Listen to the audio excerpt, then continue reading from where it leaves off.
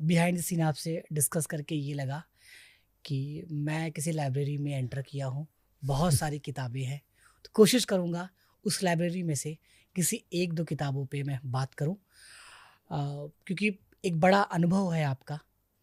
और चाहे आपकी आईएएस जर्नी से लेके और आप एक आज शिक्षा बोर्ड को हेड कर रहे हैं। सबसे पहले सर, आज का जो एजुकेशन सिस्टम है, जिस हिसाब से आज मॉडर्न एजुकेशन की तरफ हम जा रहे हैं, एआई की तरफ जा रहे हैं, तो भारतीय शिक्षा बोर्ड क्या उन मूल्यों पे भी काम कर रहा है या उसके अपने अलग आधार हैं? देखिए चंदन जी,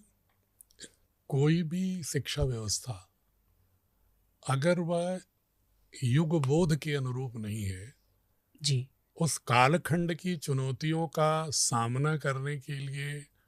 बच्चे को समर्थ रूप से नहीं गढ़ पाती है, तो शिक्षा व्यवस्था निरर्थक है। जी, तो भारतीय शिक्षा बोर्ड जो भी 21वीं सदी की जो वैज्ञानिक टेक्नोलॉजिकल जो प्रगति है और उस प्रगति के गर्भ में जो भविष्य में संभावित और क्षमता संवर्धन की संभावनाएं हैं, उनको केंद्र बिंदु तो रखना ही होगा,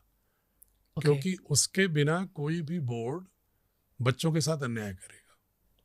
तो ठीक है इसलिए सर, उसको हम स्वाभाविक रूप से 100% रख रहे हैं। ओके, और बल्कि मैं ये कह सकता हूँ कि मेरी कोशिश ये है कि जो वर्तमान में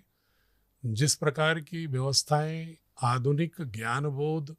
क्षमता वृद्धि के लिए की जा रही हैं, उसमें हमारा बोर्ड उनसे कुछ एक कदम बेहतर हो। Okay,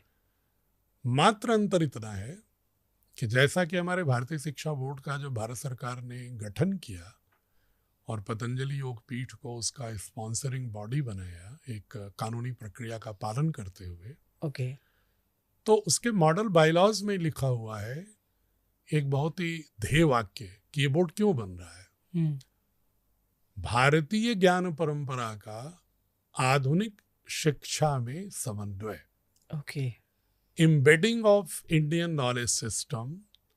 with the modern education। इसका अर्थ ये हुआ कि मॉडर्न एजुकेशन तो केंद्र में है ही, हुँ, उस मॉडर्न एजुकेशन के साथ हमें जो भारतीय संस्कृति और भारत की समस्त ज्ञान परंपरा का बोध है, उसको कैसे हम तथ्य आधारित, प्रमाण आधारित, युक्ति आधारित, रीजन आधारित कैसे हम बच्चों के मानस में उसको व्यवस्थित रूप से रख सकें, एक बहुत ही एक सिक्वेंशियल फ्लो के साथ रख सकें, जी, वो हमारे भारतीय शिक्षा बोर्ड का मुख्य लक्ष्य है। बहुत शानदार सर।